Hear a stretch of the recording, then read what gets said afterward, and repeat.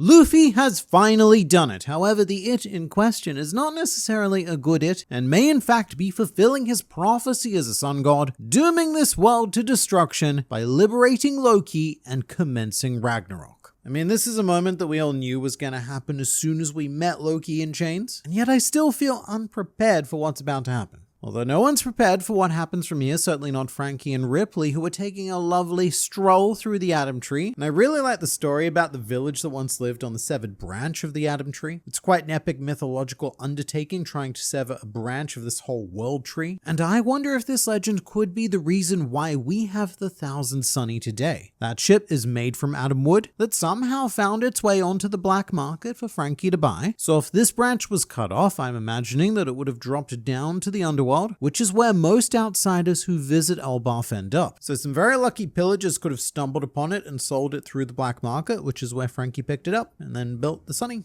Although it may not have come from the Elbaff atom tree, there are, or at least there were apparently, other atom trees in the One Piece world, and this isn't a canon example, but one even makes an appearance in One Piece Film Gold. You can see the Guild Tesoro has his own comparatively extremely small atom tree aboard the Grand Tesoro. I do think it would be nice if the Thousand Sunny had its origins on Elbaff though, just because of that connection to the sun. It's a very lovely thought to create a sun ship that can fly through the sky and keep the spirit of the wood that it was made out of alive. I guess the rather piece of ominous foreshadowing from Frankie's discussion with Ripley is her statement that, oh, I guess Elbaff's biggest weakness is fire and lightning, which I can't help but feel is true of most things with enough fire and enough lightning. But given what happens at the end of the chapter, I wonder if this is hinting that Loki has a fire and or lightning based ability. Fire wouldn't be surprising as someone claiming to be the sun god, but lightning's pretty appropriate as well. During his fight against Kaido, Luffy was casually grabbing bolts of lightning to chuck at Kaido, so both of our sun gods could end up being quite devastating for Elbaff. And I do also wonder if the lightning that struck that branch was due to Loki trying to destroy the world and everything. At the end of the chapter, it's shown that he has a hammer, and this might just be my Thor brain, but hammer, lightning, tree, it works. If so, and that branch went on to become the Thousand Sunny, then he's actually doing us a big favor. But all of this talk is planting the horrific mental seed of the potential of the entire atom tree burning as a result of this arc if Loki is genuine and successful in regards to his desire to destroy the world. And you know something that would be really gut-wrenching? The idea that the Elbaff mural could burn before Robin or anyone else gets an opportunity to see it. And it's also worth mentioning that this fire and lightning weakness ties quite nicely into Big Mom, who primarily used two homies, Zeus and Prometheus. So from the perspective of the Elbaff Giants, it really is like Charlotte Linland was just born to be their enemy. Just as you were born to do something trans, just check out the Calm Belt, which is a channel currently undertaking the project of re-editing the Grand Line Review video library into themed compilations. Very long videos perfect for your very long form activities like driving, drawing, gaming, sleeping, whatever it is you do for extended periods of time, we've got you covered for as long as it takes, with no need to pause what you're doing and pick a new video every 15 minutes or so. They're not just compilations either, because throughout the years there have been what I refer to as lost videos. And these are Grand Line Review projects that were fully written, recorded, and edited. However, for various different reasons, were never published. I'm not going to tell you where they are, how many there are, or even what they are though, because that's not really in the spirit of One Piece, is it? My videos, well, they're yours if you want them. I left everything I own in the link in the description. So if this new long form channel meets your needs, then please do check it out and make sure to subscribe, because that is insanely important for small channels, and I look forward to seeing you there. But for now, let's get back to you, me. Thanks, me. Let's talk about drunk Usopp. We don't see any of the Straw Hats drunk all that often, and I'm surprised that Usopp was so willing to get carried away again after his last drinking session, which ended in him waking up in a Legoland of captivity. According to Oda though, Usopp is one of the Straw Hats with the lowest alcohol tolerance. Apparently Jinbei is far and away the best drinker. Makes sense, he's a fish. But he's followed by Zoro and Nami, and then there's a big gap, which all ends with Usopp, Luffy, and Chopper on the bottom. But this is a really interesting side of Usopp. He's definitely a lot more confident and outspoken. I really can't see his sober self asking anyone if Nami is their type, which does result in the funniest gag of the chapter where Yara replies that he likes older women, which is hilarious but unfortunate. There really aren't that many women older than Yara left in this world. And in fact, there probably aren't any at all, unless the large-breasted emu theory comes to fruition, so there's always hope. And liking older women might be a bit of a cultural hallmark of Elbaff, as we've also recently met met Copacabana and his slightly older wife Ripley, who keeps insisting that her husband is far, far younger than he actually is. Back to Jarl though, I love that Usopp slaps the sword in Jarl's brain. I mean, I also kind of hate it because I feel phantom pain in my own head when I look at this panel. It's a bit like getting brain freeze, but it's not just that, it's wiggling brain freeze and it's destroying my ability to talk good. And I have to say, Usopp does start to become quite a mean drunk at this point, wanting to pull out the sword and he has to be restrained by Dory. However, I want to say that Usopp has a point though when he brings up the idea of pulling out Excalibur, and I could just be looking into this far, far too much, but Oda keeps bringing up this sword in Jarl's head for gag after gag after gag, which feels unusual. Often characters with these odd physical quirks are used for background humor, like how Virgo always got increasingly weird food stuck to his face. He did it and no one really mentioned anything or did anything about it. It was just there as a bit of fun for us. But this sword, mate, the sword in the head, it is always very center stage. And I am very curious what would happen if it was pulled out, and if the Jarl conspiracy theories might have a little bit of substance to them. To round out Usopp though, there's a very sweet moment where his drunken behavior becomes a bit more endearing after Nami says that it was Usopp's dream to come to Elbaff, which makes it clear that he's not just being a dick. I feel like Usopp may finally feel like he's earned his place among the people that he respected most. That he, against all odds, has become a brave enough warrior, and he's more drunk on happiness than he is on alcohol. He's riding probably the biggest high of his life with his greatest achievement to date, and I'm really happy for him, because I definitely still think he has more to do to fully realize his dream, and his time on Elbaff might make that clear to him, but right now Usopp has at least partially completed his dream. Getting to Elbaff was his biggest tangible goal. Everything else is more introspective. So I guess this is a little preview, a tiny taste of what it's going to be like when all of them realize their dreams. And I did also really like the very simple depiction of Nami and Jinbei happily sitting together, because not only do these two have a much more turbulent history of entwining in each other's lives due to the Arlong incident, but I really want to see more of the Navigator-Helmsman duo in general. They have such potential for powerful chemistry, although I'd say the same was true of Jinbei and any other Straw Hat except maybe Sanji. Sanji does not like Jinbei. But it's really hard for me to believe that Jinbei became a Straw Hat almost exactly 5 years ago in chapter 976, because his presence within the crew still feels so fresh and new. So it's always nice to see some of these more laid-back moments, especially since it looks like that's all about to change. With both the Holy Knights and Loki, it seems that we'll be kicking into the non-stop action portion of the arc rather imminently, so this may be the last of the laid-back goofing off that we see for quite some time, which I guess transitions into Gerd and Road, and there's a lot of relevant things that happen in this section. Road tries to lie to Gerd, Gerd doesn't believe it, and that leads to everyone falling from the sky in a boat. But that's not what I'm focused on here. I've said this before, I'll say it again, and probably a third time after that, but I am 99.9% convinced that Oda has a, how shall we say, thing for dominant women. And I think that Oda is living that out vicariously through characters like Sanji from the very beginning of One Piece, but most recently with Road, who very quickly got into an established master-servant dynamic with Nami. But in this chapter, we cut back to Road being punished by his original master Gerd. And it is funny to some degree. I especially like the panel where Gerd is leaping up behind Road with the axe. It reminded me a lot of when Doflamingo controlled Sarkis to deliver what we, at the time, thought was a death blow to Bellamy. It's a very nice, sinister way to compose a shot, and seeing Gerd use this style of attack was very cool. But overall, honestly, I feel a bit done with the submissive fantasies. It's palatable when it's just Sanji and whoever he's simping over at the time, but Sanji and Road with both Gerd and Nami is a simp squared, nay, a simp cube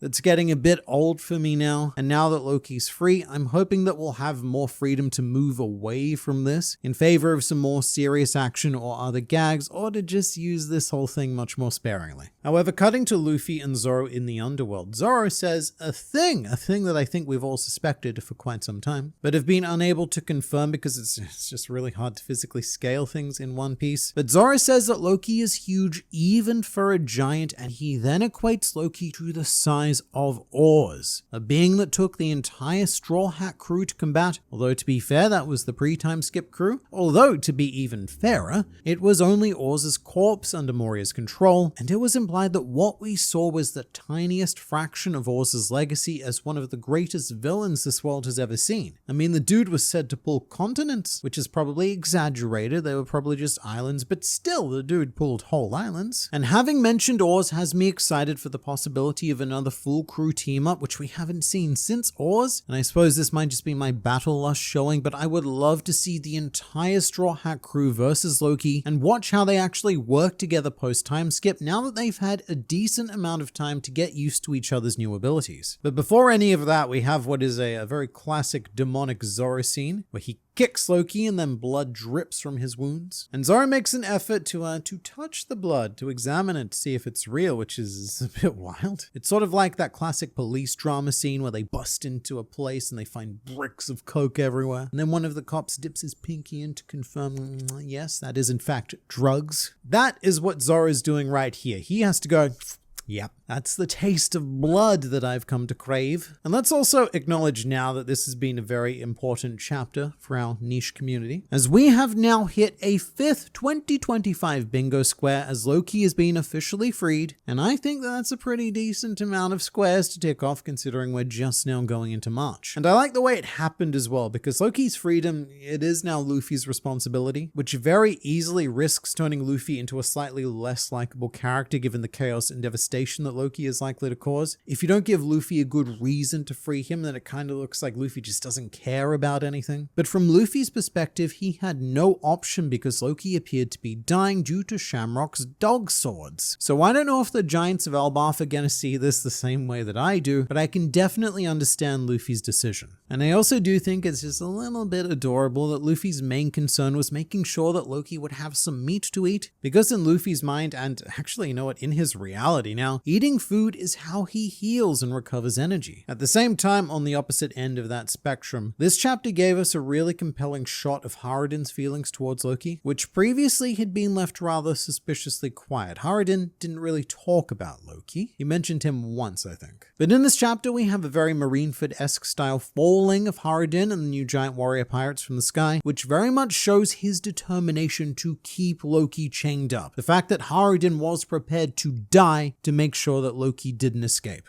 And then goes on to say every bad thing you possibly could about another person, making Loki out to be rather irredeemable. But again, it's just more hearing about Loki from others. And we still have yet to experience any of these things for ourselves, but we might now. And I have to say that Oda is definitely using the last 2 pages of this chapter to reinforce Harridan's words, as we get one of the most intimidating and sinister panels of an antagonist in One Piece, with Loki then reaching for his hammer Ragnar, and we are about to see exactly what this man is capable of. I think I said something similar when Loki was first introduced in that truly epic 2-page spread. Not epic in the way that the internet uses the word, but it's its actual meaning. And the final pages of this chapter make me feel exactly the same way. That Loki standing up has just mentally triggered Elden Ring boss music in my head. And this may be the most intimidating that any One Piece antagonist has ever looked. Previously, I believe that title definitely belonged to Kaido after he threw himself off a sky island and landed in front of Kid's Alliance, as this was the first time in One Piece where power and presence was combined with sheer scale. And what I mean by that is that usually in One Piece, and I guess manga in general, big bulky guys, they're not particularly threatening. Authors tend to prefer the more sleek, tiny Vegeta-style powerhouses over the more Nappa-sized individuals, which is why I really appreciate what Oda's doing with Loki. He is restoring the threat of sheer scale that has been very much lost in manga. And honestly, this panel has me looking back at Kaido's introduction and thinking that he looks cute compared to Loki. So look, I know that Luffy has ultimately done the right thing by freeing Loki, I think, because we've come too far to lose faith in his decision making. But the end of this chapter certainly does look and feel like the beginning of Ragnarok. Although I'll also say that Loki's shape in these last 2 pages looks a fair bit like the ancient giant figure in the Elbaff mural, which does continue to give me hope that Loki is eventually going to end up being a tremendously awesome ally, especially because those nasty, nasty holy knights have given us a reason, the potential of joining forces, the enemy of my enemy and all that. And if I was to try and predict the greatest One Piece style subversion that could happen from here, it would be for Loki to be released in this ominous way and then instantly become a happy happy smiling friend. But I don't know if it's gonna go that way. And for the sake of shonen manga, I'm sure that we'll at least have a nice brief spectacle fight against him. Especially since we've got Luffy, Zoro, and Sanji here. I know I've seen that some people have missed Sanji's presence in this chapter, but you can see him on Harridan's hand as the ship falls from the sky, and also when everyone bounces off Luffy. There's no close-ups of Sanji in this scene though, which is why he doesn't really feel present. However, if Eiichiro Oda has gone to the trouble of assembling the Straw Hat Monster trio, then I can only imagine it's because he's planning on giving us a strong introduction to the capabilities of Loki and leave us very much feeling like, mates, how are we ever gonna beat this guy? And that maybe we might have made the wrong decision by freeing him. And I was trying to think about what Loki was going to do first from here, because he does have unfinished business with this whole destroying the world endeavor. However, he also has Shamrock to go and take revenge on, not just for injuring Loki, but much more importantly, for injuring his animal friends. Although I think his first target might be Zoro, as Zoro could have made a big mistake by kicking Loki to make sure that he wasn't pretending to be wounded, which Loki may see as a transgression worth dealing retribution to first. And I don't know. It took every giant on Elbaff to subdue Loki during his sentencing, and they needed Shanks to bring him down to begin with. So I have very, very high expectations of what's about to happen here, because look, all Loki had to do was stand up, and I've completely forgotten about the Holy Knights. And if Shamrock does end up leaving, then they're dead to me. However, the best part about this chapter is that there is no break next week. This does seem like your very typical break week cliffhanger, but none of that, and we are heading straight into a clash between sun gods.